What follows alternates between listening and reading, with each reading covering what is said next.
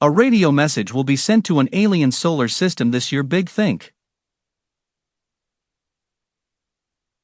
METI International, a California organization set up in 2016 to pursue what's sometimes called active SETI, has announced it will send a radio message from the world's first commercial deep space network, located in Goonhilly, England, to the TRAPPIST-1 exoplanet system later this year.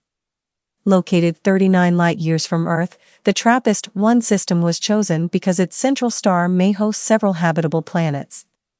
So there's a chance, albeit a slim one, that this transmission could be humanity's first contact with an alien civilization.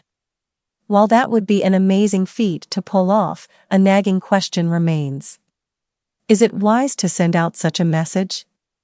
Many scientists, including the late Stephen Hawking, answered with an emphatic no. They suggest that we stay in listen-only mode, lest we invite trouble. Readers of Lou Sixon's science fiction trilogy The Three-Body Problem will understand.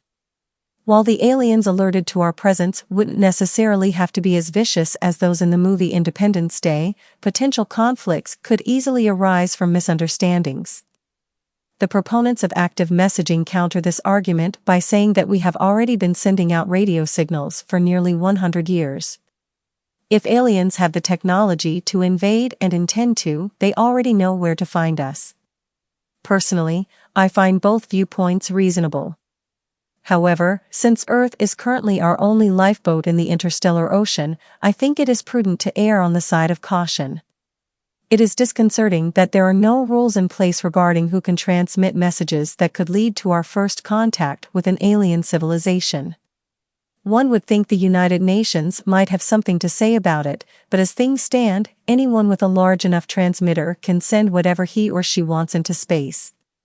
Alien text messages. The plan by METI International raises another big question. If we agree in principle that it's okay to send a transmission, what should the message be? For a project it calls Stihia Beyond, the group and its partners are designing a message to explain humanity's environmental crisis in terms of universal chemical principles, which will be beamed into space along with selected pieces of music on October 4th of this year. I am eager to see the detailed message and how they intend to convey it to an alien civilization. I wonder what the residents of TRAPPIST-1e, if there are any, would make of it. Could it be that the message is really targeted toward Earth's population?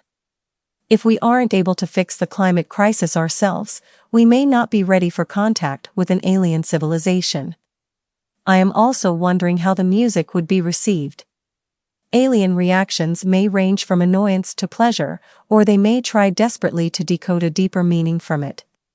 Of course, this is not the first group to design an interstellar message, the most famous of which was the golden record attached to the Voyager spacecraft.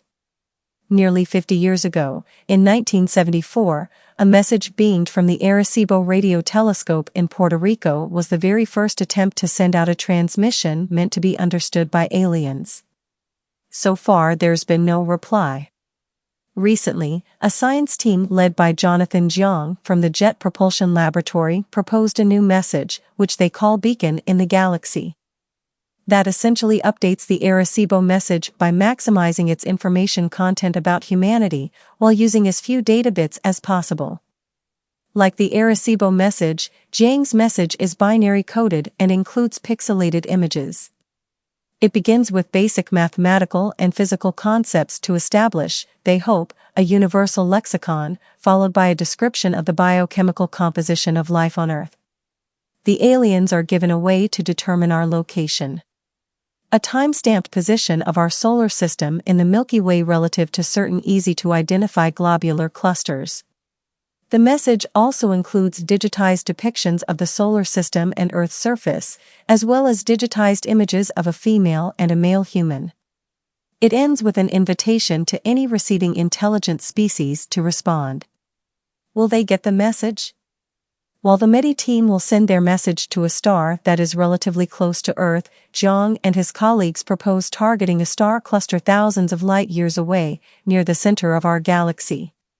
This seems nonsensical to me.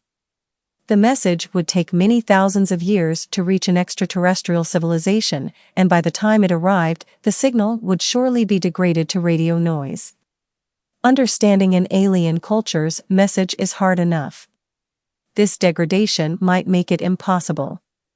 Even METI's transmission to the TRAPPIST-1 system might have a lot of static by the time it arrives 39 years later. That might be a comfort to those worried about the perils of interstellar messaging, however. Time and the incredible distances between the stars are on your side.